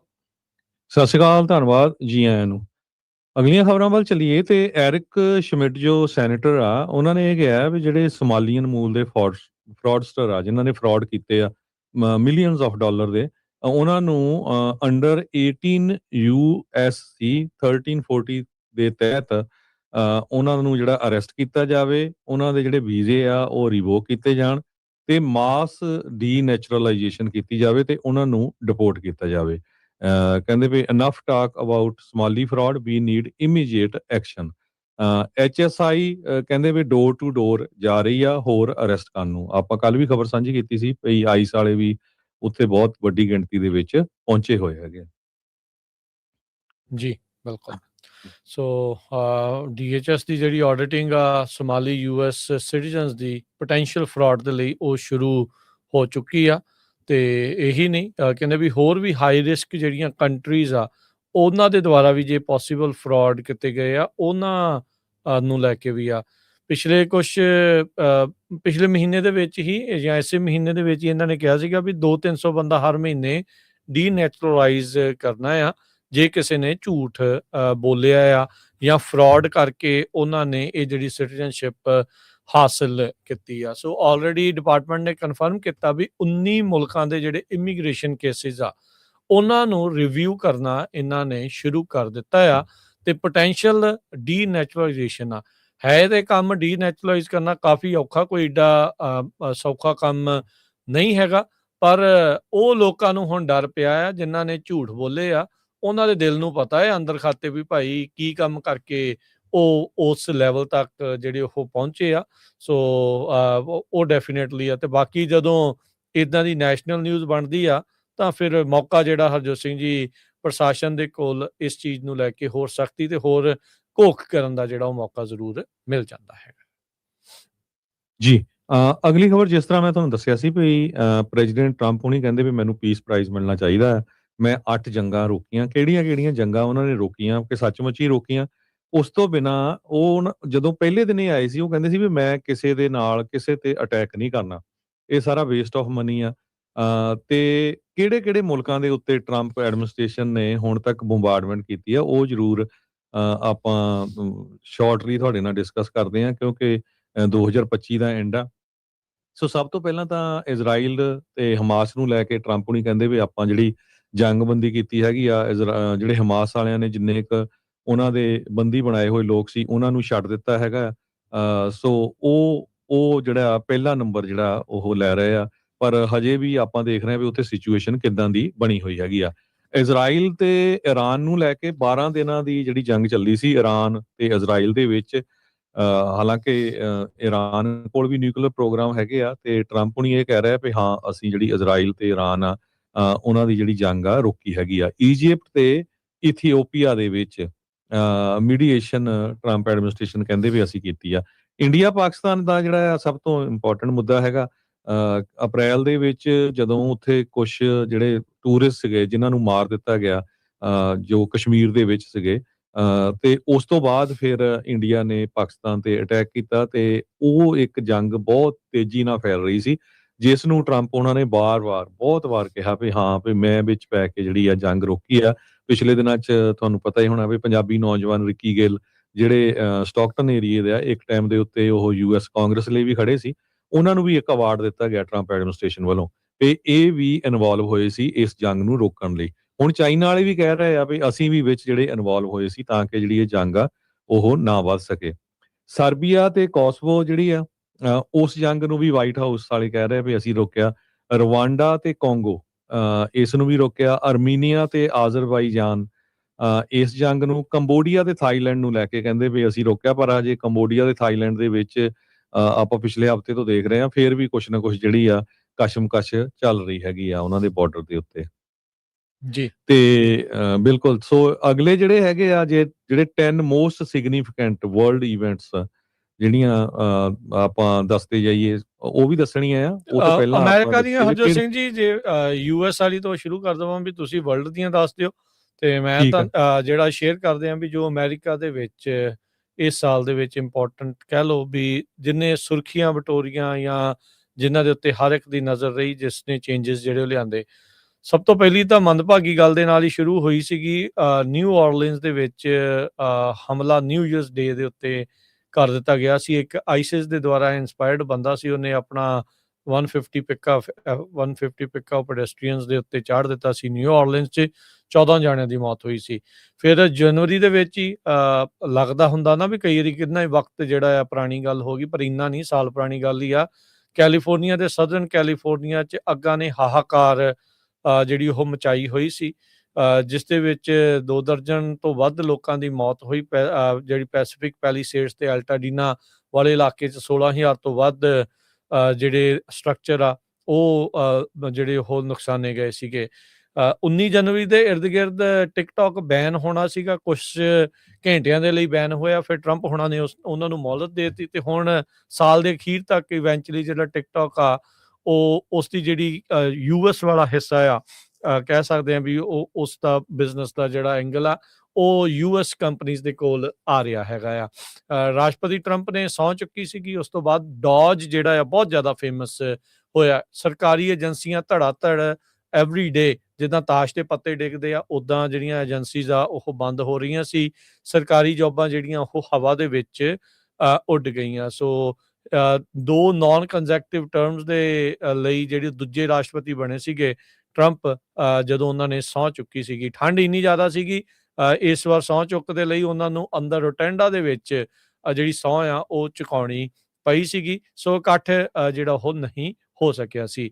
ਫਿਰ ਜਿਹੜਾ ਹਰਜੋਤ ਸਿੰਘ ਜੀ, ਇੱਕ ਅਮਰੀਕਨ ਏਅਰਲਾਈਨਸ ਦਾ ਰੀਜਨਲ ਜੈਟ ਤੇ ਆਰਮੀ ਦਾ ਬਲੈਕ ਹਾਕ ਹੈਲੀਕਾਪਟਰ, ਉਹਨਾਂ ਦੀ ਮਿਡ ਏਅਰ ਕੋਲੀਜਨ ਹੁੰਦੀ ਆ। ਇਹ ਵੀ ਜਨਵਰੀ ਦੀ ਜਿਹੜੀ ਗੱਲ ਆ, ਜੇ ਲੱਗਦਾ ਜੇ ਜ਼ਿਆਦਾ ਟਾਈਮ ਨਹੀਂ ਹੋਇਆ, ਜਾਂ ਕਈਆਂ ਨੂੰ ਲੱਗਦਾ ਹੋਊਗਾ ਬੜੀ ਪੁਰਾਣੀ ਜਿਹੜੀ ਆ ਉਹ ਗੱਲ ਹੈਗੀ ਆ। ਸੋ ਰੀਗਨ ਨੈਸ਼ਨਲ ਏਅਰਪੋਰਟ ਦੇ ਨਜ਼ਦੀਕ ਇਹ ਘਟਨਾ ਵਾਪਰੀ ਸੀ, ਜਿਸ ਦੇ ਵਿੱਚ ਸਾਰੇ ਦੇ ਸਾਰੇ ਪੈਸੰਜਰਸ ਆ, ਦੋਨਾਂ ਹੀ ਏਅਰਕ੍ਰਾਫਟ ਦੇ, ਹੈਲੀਕਾਪਟਰ ਵਾਲੇ ਤੇ ਜਿਹੜੇ ਰੀਜਨਲ ਸੀਗੇ ਏਅਰਪਲੇਨ ਦੇ, ਉਹਨਾਂ ਦੀ ਮੌਤ ਜਿਹੜੀ ਹੋ ਗਈ ਸੀ। ਫਿਰ ਉਸ ਤੋਂ ਬਾਅਦ ਦੇ ਵਿੱਚ ਦੌਰ ਆਇਆ ਇਮੀਗ੍ਰੇਸ਼ਨ ਕ੍ਰੈਕਡਾਊਨ ਦਾ। ਐਲੀਗੇਟਰ ਐਲਕੈਟਰਾਜ਼ ਇਹ ਬਹੁਤ ਮਸ਼ਹੂਰ ਹੋਇਆ, ਜਿੱਥੇ ਐਵਰਗਲੇਡਸ ਦੇ ਵਿੱਚ ਇੱਕ ਡਿਟੈਂਸ਼ਨ ਸੈਂਟਰ ਬਣਾਇਆ ਗਿਆ ਫਲੋਰੀਡਾ ਦੇ ਵਿੱਚ, ਤੇ ਇਹ ਕਿਹਾ ਗਿਆ ਵੀ ਇਹਨਾਂ ਨੂੰ ਜਿਹੜਾ ਵੀ ਕੋਈ ਭੱਜਣ ਦੀ ਕੋਸ਼ਿਸ਼ ਕਰੂਗਾ, ਐਲੀਗੇਟਰ ਦਾ ਫੂਡ ਇਹ ਬਣਨਗੇ। ਸੋ ਟਰੰਪ ਐਡਮਿਨਿਸਟ੍ਰੇਸ਼ਨ ਦਾ ਸੈਕਿੰਡ ਟਰਮ ਦੇ ਵਿੱਚ ਇਲੀਗਲ ਇਮੀਗ੍ਰੇਸ਼ਨ ਨੂੰ ਲੈ ਕੇ ਕ੍ਰੈਕਡਾਊਨ ਆ ਇਸ ਟਾਈਮ ਦੇ ਉੱਤੇ ਸ਼ੁਰੂ ਹੁੰਦਾ ਆ, ਤੇ ਹਰਜੋਤ ਸਿੰਘ ਜੀ ਅਜੇ ਤੱਕ ਵੀ ਜਿਹੜਾ ਉਹ ਚੱਲ ਰਿਹਾ ਆ। ਫਿਰ ਲੋਕਾਂ ਦੀ ਆਪਣੀ ਜਿਹੜੀ ਆ ਉਹ ਕਹਿ ਲਓ ਵੀ ਜਰਨਲਿਜ਼ਮ ਆਪਣਾ ਉਹਨਾਂ ਦਾ ਸ਼ੁਰੂ ਹੋਇਆ। ਲੋਕਾਂ ਨੇ ਵੀਡੀਓ ਬਣਾ ਕੇ ਆਈਸ ਦੇ ਏਜੰਟਸ ਦੀਆਂ ਅਨਮਾਰਕਡ ਕਾਰਡਸ ਆ ਸੋਸ਼ਲ ਮੀਡੀਆ ਦੇ ਉੱਤੇ ਉਹ ਵਾਇਰਲ ਹੋਣੀਆਂ ਸ਼ੁਰੂ ਹੋਈਆਂ। ਥਰਡ ਕੰਟਰੀ ਦੇ ਵਿੱਚ ਲੋਕਾਂ ਨੂੰ ਘੱਲਣਾ ਜਿਹੜਾ ਆ ਉਸ ਦੀ ਚਰਚਾ ਜਿਹੜੀ ਸ਼ੁਰੂ ਹੋਈ। ਫਿਰ ਇਮੀਗ੍ਰੇਸ਼ਨ ਕ੍ਰੈਕਡਾਊਨ ਤੋਂ ਬਾਅਦ 'ਚ ਵਾਰੀ ਆਉਂਦੀ ਟਰੰਪ ਟੈਰਿਫਸ ਦੀ। ਅਪ੍ਰੈਲ ਮਹੀਨੇ ਦੇ ਵਿੱਚ, ਅਜੇ ਆਪਾਂ ਮਾਰਚ ਹੀ ਜਿਹੜਾ ਹਰਜੋਤ ਸਿੰਘ ਜੰਗ ਨੇ ਅਪ੍ਰੈਲ ਦੇ ਵਿੱਚ ਪਹੁੰਚਿਆ, ਤੁਸੀਂ ਦੇਖੋ ਵੀ ਕਿੰਨੇ ਘਟਨਾਕ੍ਰਮ ਆਲਰੇਡੀ ਅਮਰੀਕਾ 'ਚ ਵਾਪਰ ਚੁੱਕੇ ਸੀ, ਕਿੰਨਾ ਕੁਛ ਜਿਹੜਾ ਉਹ ਚੇਂਜ ਹੋਇਆ ਸੀ। ਅਪ੍ਰੈਲ ਦੇ ਵਿੱਚ ਰੈਸੀਪ੍ਰੋਕਲ ਡੇ ਜਿਹੜਾ ਟੈਰਿਫ ਡੇ ਆ ਉਹ ਬਣਾਇਆ ਗਿਆ। 100% 150% ਟੈਰਿਫ ਕਦੀ ਇਹਦੇ ਤੇ ਲੱਗ ਗਿਆ, ਕਦੀ ਉਹਦੇ ਤੇ ਲੱਗ ਗਿਆ। ਐਵਰੀ ਡੇ ਐਵਰੀ ਆਵਰ ਪਤਾ ਨਹੀਂ ਸੀ ਲੱਗ ਰਿਹਾ ਵੀ ਬਣਨਾ ਕੀ ਆ। ਸੋ ਟ੍ਰੇਡ ਵਾਰਸ ਜਿਹੜੀਆਂ ਸ਼ੁਰੂ ਹੋ ਗਈਆਂ, ਟ੍ਰੇਡ ਟਾਕਸ ਜਿਹੜੀਆਂ ਸ਼ੁਰੂ ਹੋ ਗਈਆਂ, ਆਪਣੇ ਗਵਾਂਢੀ ਮੁਲਕ ਨੂੰ ਆਪਣੇ ਅਧੀਨ ਕਰਨ ਦੀਆਂ ਗੱਲਾਂ ਸ਼ੁਰੂ ਹੋ ਗਈਆਂ। ਅਮਰੀਕਾ 'ਚ ਗ੍ਰੀਨਲੈਂਡ ਦੇ ਉੱਤੇ ਕਬਜ਼ਾ ਲੈਣ ਦੀਆਂ ਗੱਲਾਂ ਜਿਹੜੀਆਂ ਉਹ ਸ਼ੁਰੂ ਹੋ ਗਈਆਂ। ਮਾਰਚ ਦੇ ਵਿੱਚ ਯੂਐਸ ਨੇ ਏਅਰ ਸਟ੍ਰਾਈਕ ਕੀਤੀ ਹਾਊਦੀ ਕੰਟਰੋਲ ਜਿਹੜੇ ਯਮਨ ਦੇ ਇਲਾਕੇ ਆ ਉਹਨਾਂ ਦੇ ਵਿੱਚ 100 ਤੋਂ ਵੱਧ ਲੋਕਾਂ ਨੂੰ ਜਿਹੜਾ ਆ ਉਹ ਉੱਥੇ ਜਿਹੜੇ ਉਹ ਮਾਰੇ ਗਏ। ਇਰਾਨੀਅਨ ਬੈਕਡ ਜਿਹੜੇ ਹਾਊਦੀ ਰੈਬਲਸ ਆ ਉਹਨਾਂ ਨੇ ਅਮਰੀਕਨ ਜਿਹੜੀਆਂ ਸ਼ਿਪਿੰਗ ਇੰਟਰਸਟ ਆ ਉਹਨਾਂ ਦੇ ਉੱਤੇ ਹਮਲੇ ਜਿਹੜੇ ਆ ਉਹ ਸ਼ੁਰੂ ਕਰਨੇ। ਇਸੇ ਦਰਮਿਆਨ ਯਾਦ ਹੋਣਾ ਹਰਜੋਤ ਸਿੰਘ ਜੀ, ਅਟਲਾਂਟਿਕ ਦੇ ਇੱਕ ਪੱਤਰਕਾਰ ਨੂੰ ਇਹਨਾਂ ਨੇ ਆਪਣੀ ਚੈਟ ਦੇ ਵਿੱਚ ਐਡ ਕਰ ਲਿਆ, ਜਿਸ ਦੇ ਵਿੱਚ ਇਹ ਪਹਿਲਾਂ ਹੀ ਹਮਲਿਆਂ ਦੀ ਜਿਹੜੀ ਜਾਣਕਾਰੀ ਆ ਪੀਟ ਹੈਗਸੈਥ ਦੇ ਰਹੇ ਸੀਗੇ। ਪ੍ਰਾਈਵੇਟ ਜਿਹੜੀ ਮੈਸੇਜਿੰਗ ਐਪ ਸਿਗਨਲ ਆ ਉਸ ਨੂੰ ਜਿਹੜਾ ਉਹ ਲੈ ਕੇ। ਸੋ ਉਹ ਰੌਲਾ ਰੱਪਾ ਪਿਆ। ਫਿਰ ਜਿਹੜੇ ਸੀਜ਼ ਫਾਇਰ ਐਗਰੀਮੈਂਟ ਆ ਉਹ ਮਈ ਮਹੀਨੇ ਦੇ ਵਿੱਚ ਵਾਪਰਿਆ। ਜਿਹੜੇ 5 ਸਾਇੰਟਿਸਟ ਆ ਉਹਨਾਂ ਨੇ weight loss ਦੇ ਲਈ ਹੈਲਥ ਨੂੰ ਲੈ ਕੇ ਵੀ ਜਿਹੜੀਆਂ ਚੇਂਜਸ ਆ ਉਹ ਇੱਥੇ ਦੇਖਣ ਨੂੰ ਮਿਲੀਆਂ। weight loss ਜਿਹੜਾ ਡਰੱਗ ਓਜ਼ੈਂਪਿਕ ਤੇ ਵੀਗੋਵੀ ਉਹਨਾਂ ਨੂੰ US ਦੇ ਵਿੱਚ ਬ੍ਰੇਕ ਥਰੂ ਪ੍ਰਾਈਜ਼ ਦਿੱਤਾ ਗਿਆ ਅਪ੍ਰੈਲ ਮਹੀਨੇ ਦੇ ਵਿੱਚ। ਅਮਰੀਕਾ ਦੇ ਵਿੱਚ ਇਹ ਮੰਨਿਆ ਜਾਂਦਾ ਵੀ ਤਕਰੀਬਨ 12% ਲੋਕ ਡਾਇਬਟੀਜ਼ ਦੇ ਜਿਹੜੇ ਸ਼ਿਕਾਰ ਨੇ, ਮੈਨੂੰ ਲੱਗਦਾ ਨੰਬਰ ਸ਼ਾਇਦ ਜ਼ਿਆਦਾ ਹੀ ਹੋਵੇ, ਉਹਦੇ ਸ਼ਿਕਾਰ ਨੇ, ਤੇ ਉਹਨਾਂ ਨੂੰ ਡਾਇਬਟੀਜ਼ ਨੂੰ ਟਰੀਟ ਕਰਨ ਦੇ ਲਈ ਇਹ ਜਿਹੜੀਆਂ ਨਵੀਆਂ ਦਵਾਈਆਂ ਸਾਹਮਣੇ ਜਿਹੜੀਆਂ ਹੋ ਆਈਆਂ। ਉਧਰ ਨਵੇਂ ਪੋਪ ਉਹਨਾਂ ਨੇ ਕਹਿ ਲਓ ਵੀ ਉਹ ਚੁਣੇ ਗਏ। ਉਹ American Chicago based ਕਾਰਡੀਨਲ Robert Francis, ਉਹ ਲੀਓ ਦਾ 14 ਜਿਹੜੇ ਆ ਉਹਨਾਂ ਨੇ ਜਿਹੜੀ ਇੱਕ ਨਵੇਂ ਪੋਪ ਦੇ ਤੌਰ ਦੇ ਉੱਤੇ ਸਹੁੰ ਚੱਕੀ। ਸੋ ਜਿੱਦਾਂ ਬਾਕੀ ਹਰਜੋਤ ਸਿੰਘ ਜੀ ਨੇ ਫਿਰ ਦੱਸਿਆ ਵੀ ਅਮਰੀਕਾ ਤੋਂ ਜਿਹੜੀਆਂ ਕਈ ਵਾਰਸ ਆ ਉਹਨਾਂ ਨੂੰ ਰੋਕਣ ਦੇ ਲਈ ਹੌਸਟੇਜ ਰਿਲੀਜ਼, ਸੀਜ਼ ਫਾਇਰ, ਜਿਹੜੀ ਵਾਰ ਇਨ ਗਾਜ਼ਾ ਆ ਉਸ ਨੂੰ ਲੈ ਕੇ ਜਿਹੜੀ ਚਰਚਾ ਆ ਉਹ ਛਿੜ ਗਈ। ਤੇ ਇਸ ਤੋਂ ਬਾਅਦ ਦੇ ਵਿੱਚ ਹਰਜੋਤ ਸਿੰਘ ਜੀ ਨੈਸ਼ਨਲ ਗਾਰਡਸ ਵੱਖ-ਵੱਖ ਸ਼ਹਿਰਾਂ ਦੇ ਵਿੱਚ ਡਿਪਲੋਏ ਹੋਣੇ ਸ਼ੁਰੂ ਜਿਹੜੇ ਉਹ ਕੀਤੇ ਗਏ। LA, ਸ਼ਿਕਾਗੋ, DC, ਪੋਰਟਲੈਂਡ, ਮੈਂਫਿਸ, ਇੱਥੇ ਸਾਰਾ ਕੁਝ ਹੋਇਆ। ਬਹੁਤ ਸਾਰੇ ਲੋਕਾਂ ਨੇ ਪ੍ਰੋਟੈਸਟ ਕੀਤੇ। ਆਪਾਂ ਫਿਰ ਦੇਖਿਆ ਵੀ ਨਵੰਬਰ ਮਹੀਨੇ ਦੇ ਵਿੱਚ ਜਿਹੜੇ ਨੈਸ਼ਨਲ ਗਾਰਡ ਡਿਪਲੋਏ ਹੋਏ ਸੀਗੇ, ਅਫਗਾਨੀ ਇੱਕ ਨੇ ਜਿਹੜਾ ਇੱਥੇ ਸੀਗਾ, ਉਸ ਨੇ ਇਹ 2 ਨੈਸ਼ਨਲ ਗਾਰਡਸ ਆ ਉਹਨਾਂ ਦੇ ਉੱਤੇ ਗੋਲੀ ਜਿਹੜੀ ਉਹ ਚਲਾ ਦਿੱਤੀ। ਉਸ ਤੋਂ ਬਾਅਦ ਦੇ ਵਿੱਚ ਇਮੀਗ੍ਰੇਸ਼ਨ ਕਰੈਕਡਾਊਨ ਹੋਰ ਜ਼ਿਆਦਾ ਜਿਹੜਾ ਉਹ ਵੱਧ ਗਿਆ। ਜੂਨ ਮਹੀਨੇ ਦੇ ਵਿੱਚ ਮਿਨੀਸੋਟਾ ਦੇ ਜਿਹੜੇ ਲੈਜਿਸਲੇਟਰ ਸੀਗੇ ਉਹਨਾਂ ਨੂੰ ਘਰੇ ਆ ਕੇ ਕੋਈ ਜਿਹੜਾ ਆ ਉਹ ਗੋਲੀਆਂ ਮਾਰ ਗਿਆ ਸੀਗਾ। ਤੇ ਪੋਲੀਟੀਕਲੀ ਮੋਟੀਵੇਟਡ ਵਾਇਲੈਂਸ ਜਿਹੜੀ ਉਹ ਸੀਗੀ। ਮਲੀਸਾ ਹੌਟਮੈਨ ਤੇ ਉਹਦਾ ਜਿਹੜਾ ਘਰ ਵਾਲਾ ਆ ਬਰੁਕਲਿਨ ਪਾਰਕ ਦੇ ਵਿੱਚ ਉਸਦੀ ਜਿਹੜੀ ਉਹਦੀ ਮੌਤ ਹੋਈ ਸੀ। ਤੇ ਸਟੇਟ ਸੈਨੇਟਰ ਜੌਨ ਹੌਫਮੈਨ ਤੇ ਉਹਦੀ ਵਾਈਫ ਆ ਉਹਨਾਂ ਦੀ ਇੰਜਰੀ ਜਿਹੜੀ ਉਹ ਹੋਈ ਸੀਗੀ। ਸੋ AI ਦੀ ਆਰਮਸ ਰੇਸ ਬਹੁਤ ਜ਼ਿਆਦਾ ਜਿਹੜੀ ਉਹ ਵਧੀ। ਸਤੰਬਰ ਮਹੀਨੇ ਦੇ ਵਿੱਚ ਚਾਰਲੀ ਕਰਕ ਉਸ ਦੀ ਅਸੈਸੀਨੇਸ਼ਨ ਜਿਹੜੀ ਉਹ ਹੋ ਜਾਂਦੀ ਆ। ਉਹ ਉਸ ਨੂੰ ਜਿਹੜਾ ਉਹ ਮਾਰ ਦਿੱਤਾ ਜਾਂਦਾ ਜਦ ਟਰਨਿੰਗ ਪੁਆਇੰਟ US ਦੇ ਇੱਕ ਈਵੈਂਟ ਦੇ ਉੱਤੇ ਉਹ ਯੂਟਾ ਦੀ ਯੂਨੀਵਰਸਿਟੀ ਦੇ ਵਿੱਚ ਪਹੁੰਚਿਆ ਹੋਇਆ ਸੀਗਾ। ਫਿਰ ਨਵੰਬਰ ਦੇ ਵਿੱਚ ਹਰਜੋਤ ਸਿੰਘ ਜੀ ਨਾਰਕੋ ਟੈਰਰਿਸਟ ਜਿਹੜੇ ਮਡੂਰੋ, ਵੈਨੀਜ਼ੁਏਲਾ ਦੇ ਗੈਂਗ, ਉਹਨਾਂ ਸਾਰਿਆਂ ਨੂੰ ਟੈਰਰਿਸਟ ਆਰਗੇਨਾਈਜੇਸ਼ਨਾਂ ਜਿਹੜੀਆਂ ਗਰਦਾਨ ਕਰਕੇ ਤੇ ਫਿਰ ਜਿਹੜੀਆਂ ਬੋਟਸ ਦੇ ਜ਼ਰੀਏ ਕਥਿਤ ਤੌਰ ਦੇ ਉੱਤੇ ਜਿਹੜਾ ਇੱਥੇ ਡਰੱਗ ਆ ਰਿਹਾ ਸੀ ਉਹਨਾਂ ਦੇ ਉੱਤੇ ਅਮਰੀਕਾ ਦੇ ਦੁਆਰਾ ਜਿਹੜਾ ਉਹ ਹਮਲਾ ਜਿਹੜਾ ਉਹ ਸ਼ੁਰੂ ਹੁੰਦਾ ਆ। ਫਿਰ ਸਾਲ ਦੇ ਇਸੇ ਹੀ ਦੌਰ ਦੇ ਵਿੱਚ ਅਮਰੀਕਾ ਦਾ ਜਿਹੜਾ ਸਭ ਤੋਂ ਲੰਮਾ ਚੱਲਿਆ ਸ਼ਟ ਡਾਊਨ ਜਿਹੜਾ ਆ ਉਹ ਵਾਪਰਦਾ ਹੈ। 45 ਦਿਨਾਂ ਦੇ ਲਈ ਜਿਹੜੀ ਗਵਰਨਮੈਂਟ ਸ਼ਟ ਡਾਊਨ ਰਹਿੰਦੀ ਆ ਤੇ ਇਵੈਂਚੁਅਲੀ ਜਿਹੜਾ ਬਾਅਦ ਦੇ ਵਿੱਚ ਸ਼ਟ ਡਾਊਨ ਖੋਲਦਾ ਆ। ਤੇ ਉਦੋਂ ਅਫੋਰਡੇਬਲ ਕੇਅਰ ਐਕਟ ਦੇ ਉੱਤੇ ਡੈਮੋਕ੍ਰੇਟ ਫਸੇ ਸੀਗੇ, ਪਰ ਕੁਝ ਡੈਮੋਕ੍ਰੇਟ ਰਿਪਬਲਿਕਨਸ ਦੇ ਨਾਲ ਮਿਲ ਕੇ ਕਹਿ ਕੇ ਇਹ ਤੇ ਵੋਟ ਕਰਾਉਣਗੇ। ਪਰ ਸਾਲ ਦਾ ਅਖੀਰਲਾ ਦਿਨ ਆ ਗਿਆ ਤੇ ਅਫੋਰਡੇਬਲ ਕੇਅਰ ਐਕਟ ਦੀਆਂ ਜਿਹੜੀਆਂ ਸਬਸਿਡੀਜ਼ ਆ ਉਹ ਹੁਣ ਲੈਪਸ ਹੋ ਜਾਣਗੀਆਂ। ਜੀ ਅਗਲੀ ਦੱਸਦੇ ਜਾਈਏ ਜਿਹੜੀਆਂ 10 ਦੁਨੀਆ ਦੇ ਵਿੱਚ ਮੋਸਟ ਸਿਗਨੀਫਿਕੈਂਟ ਜਿਹੜੀਆਂ ਵਰਲਡ ਇਵੈਂਟਸ 2025 ਦੇ ਵਿੱਚ ਹੋਈਆਂ। ਕੁਝ ਆਪਾਂ ਸ਼ੇਅਰ ਵੀ ਕਰ ਲਈਆਂ, ਉਹ ਦੱਸਦੇ ਜਾਈਏ। ਕੰਬੋਡੀਆ ਤੇ ਥਾਈਲੈਂਡ ਦੀ ਜਿਹੜੀ ਕਲੈਸ਼ ਹੋਈ ਆ ਤੇ ਹਜੇ ਵੀ ਚੱਲ ਰਹੀ ਹੈਗੀ ਆ, ਜਿਹਦੇ 'ਚ ਕੰਬੋਡੀਆ ਦੀ 17 ਮਿਲੀਅਨ ਦੇ ਕਰੀਬ ਪੋਪੂਲੇਸ਼ਨ ਆ। ਇਹ ਥਾਈਲੈਂਡ ਦੇ ਮੁਕਾਬਲੇ ਘੱਟ ਆ ਤੇ ਥਾਈਲੈਂਡ ਦੇ ਕੋਲ ਪਾਵਰ ਵੀ ਜ਼ਿਆਦਾ ਹੈਗੀ ਆ। ਅਮਰੀਕਾ ਦਾ ਪਹਿਲਾ ਪੋਪ ਬਣਿਆ ਆ ਪੋਪ ਲੀਓ, ਇਹ ਕਾਰਡੀਨਲ ਰਾਬਰਟ ਪ੍ਰੀਵੋਸਟ ਜੋ ਇਹ ਬਣਿਆ ਹੈਗਾ। ਇਸ ਤੋਂ ਬਿਨਾਂ ਇੰਡੀਆ ਤੇ ਪਾਕਿਸਤਾਨ ਦੀ ਜਿਹੜੀ ਜੰਗ ਸ਼ੁਰੂ ਹੋਈ ਸੀ, ਫੋਰਚੂਨੇਟਲੀ ਉਹ ਬੰਦ ਹੋ ਗਈ ਤੇ ਜ਼ਿਆਦਾ ਨੁਕਸਾਨ ਨਹੀਂ ਹੋਇਆ। ਉਹ ਵੀ ਬਹੁਤ ਵੱਡੀ ਇਵੈਂਟ ਸੀ। AI ਰੇਸ ਇੰਟੈਂਸੀਫਾਈਡ ਹਨਾ, ਆਰਟੀਫਿਸ਼ੀਅਲ ਇੰਟੈਲੀਜੈਂਸ ਨੂੰ ਲੈ ਕੇ ਕਹਿੰਦੇ ਪਈ ਪੂਟਨ ਨੇ 2017 ਚ ਕਿਹਾ ਸੀ ਵੀ ਜਿਹੜਾ ਵੀ ਲੀਡਰ ਦੁਨੀਆ ਦਾ ਉਹ ਇਸ ਦੇ ਵਿੱਚ ਅੱਗੇ ਹੋਊਗਾ ਉਹ ਦੁਨੀਆ ਨੂੰ ਰੂਲ ਕਰ ਸਕਦਾ ਹੈਗਾ। ਸੋ ਇਸ ਵੇਲੇ ਅਮਰੀਕਾ ਤੇ ਚਾਈਨਾ ਦੋਨੋਂ, ਚਾਈਨਾ ਵੀ ਹੈ ਨੈਕ ਟੂ ਨੈਕ ਜਾ ਰਿਹਾ, ਦੋਨੋਂ AI ਦੇ ਵਿੱਚ ਪੂਰੇ ਵਰਲਡ ਦੇ ਵਿੱਚ ਅੱਗੇ ਹੈਗੇ ਆ। ਸੁਡਾਨ ਦੇ ਵਿੱਚ ਜਿਹੜੀ ਸਿਵਲ ਵਾਰ ਆ ਬਹੁਤ ਬੁਰੀ ਤਰ੍ਹਾਂ ਚੱਲ ਰਹੀ ਹੈਗੀ ਆ, ਹੈਲ ਔਨ ਅਰਥ ਕਰਕੇ ਕਹਿੰਦੇ ਕਿਹਾ ਜਾ ਸਕਦਾ ਆ। 3 ਸਾਲ ਹੋ ਗਏ ਉੱਥੇ ਇਸ ਜੰਗ ਲੱਗੀ ਹੋਈ ਨੂੰ, ਸੂਡਾਨਸ ਆਰਮਡ ਫੋਰਸਸ ਤੇ ਇੱਕ ਹੋਰ ਜਿਹੜਾ ਰੈਪਿਡ ਸਪੋਰਟ ਗਰੁੱਪ ਹੈਗਾ ਉਹਨਾਂ ਦੇ ਵਿੱਚ। US ਨੇ ਗਾਜ਼ਾ ਪੀਸ ਪਲਾਨ ਜਿਹੜੀ ਆ ਉਹਦੇ ਵਿੱਚ ਕਾਮਯਾਬ ਹੋਏ ਆ ਲੜਾਈ ਨੂੰ ਰੋਕਣ ਦੇ ਵਿੱਚ। ਯੂਕਰੇਨ ਦੀ ਲੜਾਈ ਦੇ ਵਿੱਚ ਪੂਰਾ ਜ਼ੋਰ ਲੱਗਾ ਹੋਇਆ ਟਰੰਪ ਐਡਮਿਨਿਸਟ੍ਰੇਸ਼ਨ ਦਾ ਵੀ ਰੋਕੀ ਜਾਵੇ ਯੂਕਰੇਨ ਤੇ ਰਸ਼ੀਆ ਦੀ, ਪਰ ਹਜੇ ਵੀ ਅੱਜ ਦੀ ਡੇਟ 'ਚ ਚੱਲ ਰਹੀ ਆ।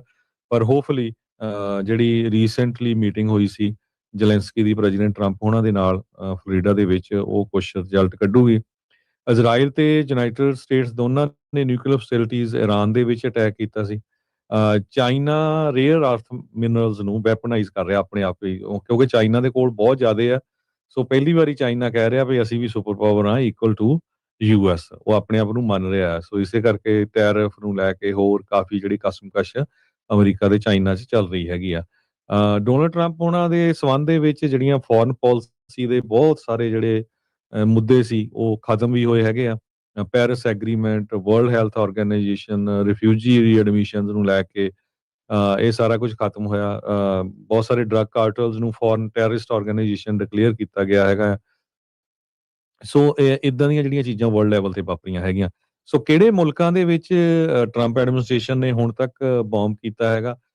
ਉਹਨਾਂ ਦੇ ਵਿੱਚ ਰੀਸੈਂਟਲੀ ਪਿਛਲੇ ਹਫ਼ਤੇ ਹੀ ਵੈਨਜ਼ੂਏਲਾ ਦੇ ਵਿੱਚ ਇਨਸਾਈਡ ਜਾ ਕੇ ਵੀ ਕੀਤਾ ਵੀ ਉੱਥੋਂ ਡਰੱਗ ਆ ਰਹੀ ਹੈਗੀ ਆ। ਇਸ ਤੋਂ ਬਿਨਾਂ ਸੀਰੀਆ, ਇਰਾਕ, ਈਰਾਨ, ਨਾਈਜੀਰੀਆ, ਯੈਮਨ ਤੇ ਸੋਮਾਲੀਆ 7 ਮੁਲਕ ਆ ਜਿਨ੍ਹਾਂ ਦੇ ਉੱਤੇ ਟਰੰਪ ਐਡਮਿਨਿਸਟ੍ਰੇਸ਼ਨ ਨੇ ਇਸ ਸਾਲ ਜਿਹੜੀ ਆ ਬੰਬਾਰਡਮੈਂਟ ਕੀਤੀ ਹੈਗੀ ਆ। ਸੋ ਨਾਈਜੀਰੀਆ ਦੇ ਵਿੱਚ ਕ੍ਰਿਸਮਸ ਡੇ ਵਾਲੇ ਦਿਨ ਇਹ ਕਿਹਾ ਗਿਆ ਵੀ ਜਿਹੜੇ ਆਈਸਿਸ ਵਾਲੇ ਆ ਉਹ ਅਮਰੀਕਾ ਦੇ ਅਗੇਂਸਟ ਪਲਾਨ ਤਿਆਰ ਕਰਦੇ ਹੈਗੇ ਆ। ਉੱਥੇ ਬੰਬਾਰਡਮੈਂਟ ਕੀਤੀ ਗਈ ਵੀ ਕ੍ਰਿਸਚੀਅਨ ਦਾ ਜੈਨੋਸਾਈਡ ਹੋ ਰਿਹਾ ਆ। ਹੁਣ ਰਿਪੋਰਟਸ ਇਹ ਆ ਰਹੀਆਂ ਵੀ ਜਿਹੜੇ ਪਿੰਡਾਂ 'ਚ ਬੰਬ ਸਿੱਟੇ ਗਏ ਆ ਉੱਥੇ ਉਹ ਕਹਿੰਦੇ ਅਸੀਂ ਤਾਂ ਕਦੇ ਆਈਸਿਸ ਦਾ ਇੱਥੇ ਬੰਦਾ ਨਹੀਂ ਦੇਖਿਆ। ਨਾਈਜੀਰੀਆ ਦੇ ਕੋਲ ਮਿਨਰਲ ਬਹੁਤ ਜ਼ਿਆਦਾ ਹੈਗੇ ਆ। ਇਹ ਕਾਰਨ ਵੀ ਹੋ ਸਕਦਾ ਆ। ਸੋਮਾਲੀਆ ਦੇ ਵਿੱਚ ਜਿਹੜੀ ਬੰਬਾਰਡਮੈਂਟ ਕੀਤੀ ਗਈ ਹੈਗੀ ਆ ਕਿਉਂਕਿ ਇੱਕ ਗਰੁੱਪ ਅਲ ਕਾਇਦਾ ਦੇ ਨਾਲ ਅਫੀਲੀਏਟਡ ਆ, ਉਸ ਦੇ ਉੱਤੇ ਅਟੈਕ ਕੀਤਾ ਗਿਆ ਸੀ।